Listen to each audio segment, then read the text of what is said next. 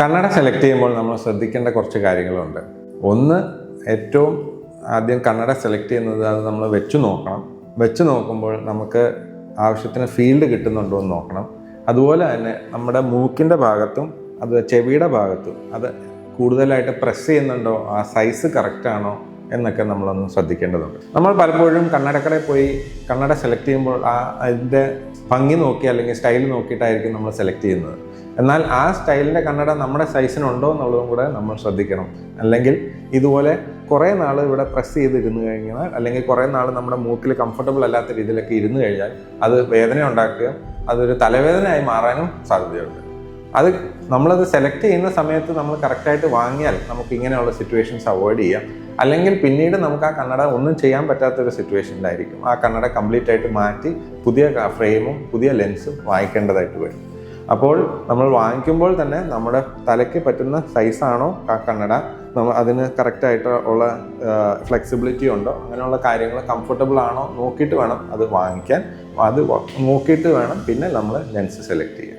കണ്ണട നമ്മൾ സെലക്ട് ചെയ്യുമ്പോൾ ശ്രദ്ധിക്കേണ്ട മറ്റൊരു കാര്യം, നമ്മൾ ആ കണ്ണടയിൽ നമ്മളിപ്പോൾ പ്രോഗ്രസീവ് ടൈപ്പ് ഗ്ലാസ്സസ് ഇടുന്നുണ്ടോ എന്നൊക്കെ നോക്കി നമുക്ക് അത് കംഫർട്ടബിളായിട്ട് ഇടാൻ പറ്റുന്ന ഫ്രെയിം ആണോ എന്നും കൂടെ നമ്മൾ ഒപ്റ്റീഷ്യൻ്റെ അടുത്ത് സംസാരിക്കേണ്ടതുണ്ട്. ചില ഫ്രെയിമുകൾക്ക് വീതി കുറവായിരിക്കും, ചില ഫ്രെയിമുകൾക്ക് വീതി കൂടുതലായിരിക്കും, ചില ഫ്രെയിമുകളുടെ ഷേപ്പ് വ്യത്യാസം ഉണ്ടാവും. അപ്പോൾ അതനുസരിച്ച് നമ്മൾ ഈ ഒരു ലെൻസ് അല്ലെങ്കിൽ പ്രോഗ്രസീവ് ടൈപ്പ് ലെൻസോ ഒക്കെ അതിൽ ഫിറ്റ് ചെയ്ത് കഴിഞ്ഞാൽ നമുക്ക് കംഫർട്ടബിളായിട്ട് നമ്മുടെ ജോലി ചെയ്യാൻ പറ്റുന്നുണ്ടോ എന്നുള്ളത് നമ്മൾ ശ്രദ്ധിക്കണം. പലപ്പോഴും ലെൻസുകൾ സെലക്ട് ചെയ്യുമ്പോൾ നമ്മൾ അതിൻ്റെ കോസ്റ്റ് മാത്രമേ നോക്കുന്നുള്ളൂ. ഈ കോസ്റ്റ് മാറാനുള്ള കാരണം എന്താണെന്ന് ഒപ്റ്റീഷ്യൻ്റെ അടുത്ത് ക്ലിയർ ആയിട്ട് സംസാരിച്ച് മനസ്സിലാക്കിയിട്ട് വേണം നമ്മളത് വാങ്ങിക്കാൻ. ചില സമയത്ത് കുറഞ്ഞ കോസ്റ്റ് വാങ്ങിച്ചു കഴിഞ്ഞാൽ നമുക്കത് കംഫർട്ട് ആയെന്ന് വരില്ല. ഫോർ എക്സാമ്പിൾ പറഞ്ഞാൽ പ്രോഗ്രസീവ് ലെൻസസ് നമ്മൾ സെലക്ട് ചെയ്യുമ്പോൾ അതിൻ്റെ ക്ലിയർ ആയിട്ടുള്ള സോൺ അത് പലപ്പോഴും നാരോ ആയിട്ടുള്ളതുകൊണ്ട് ബ്രോഡ് ആയിട്ടുള്ളതും ഉണ്ടാവും. അപ്പോൾ അത് നമ്മുടെ വർക്ക് നേരെ നോക്കി മാത്രം ചെയ്യുന്ന വർക്കാണെങ്കിൽ നാരോ ആയിട്ടുള്ള പ്രോഗ്രസീവ് ലെൻസ് കുഴപ്പമില്ല. അതേസമയം നമുക്ക് കുറച്ചുകൂടെ റേഞ്ച്, നമ്മുടെ ഒരു ഓഫീസിലിരുന്ന് അങ്ങോട്ടും ഇങ്ങോട്ടും ഒക്കെ നോക്കേണ്ട ആവശ്യമുള്ള ഒരാളാണെങ്കിൽ നമ്മൾ ആ നാരോ റേഞ്ചിലുള്ള പ്രോഗ്രസീവ് ലെൻസ് വാങ്ങിച്ചു കഴിഞ്ഞാൽ നമ്മൾക്ക് കംഫർട്ടബിൾ ആവില്ല.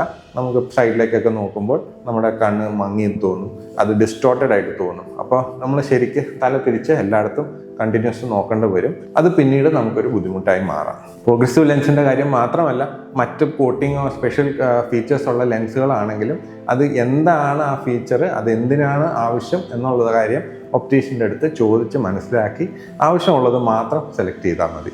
അനാവശ്യമായിട്ടുള്ള കുറേ കോട്ടിംഗ് ഒക്കെ ഇട്ട് കഴിഞ്ഞാൽ ഈ കോട്ടിങ്ങിൽ സ്ക്രാച്ച് വരാനും അത് പിന്നീട് ബുദ്ധിമുട്ടാവാനും ലെൻസ് മാറ്റാനും ഒക്കെ നമുക്ക് ആവശ്യം വന്നേക്കും.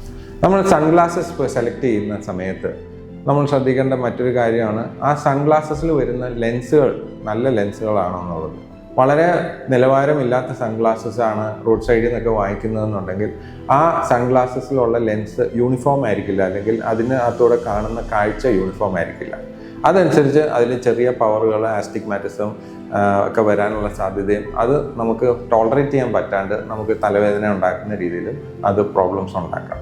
അപ്പോൾ അതുകൊണ്ട് നമ്മൾ കഴിയുന്നതും നമ്മൾ സ്ഥിരമായിട്ട് ഉപയോഗിക്കുന്ന സൺഗ്ലാസസ് ആണെങ്കിൽ നമ്മൾ നല്ല നിലവാരമുള്ള കമ്പനികളുടെ വാങ്ങിക്കാൻ ശ്രദ്ധിക്കുക. പല നിലവാരമുള്ള കമ്പനികളും വളരെ വില കൂടാത്ത രീതിയിലും ഉള്ള പ്രോഡക്ട്സ് ഉണ്ടാക്കുന്നുണ്ടാവും. നമുക്ക് അതനുസരിച്ച് നോക്കി വാങ്ങിക്കാവുന്നതാണ്. ഏറ്റവും വില കൂടിയ കണ്ണടകൾ വാങ്ങിക്കണമെന്ന് നിർബന്ധമില്ലെങ്കിലും മിനിമം ഒരു നിലവാരം നമ്മൾ മെയിൻറ്റെയിൻ ചെയ്യണം.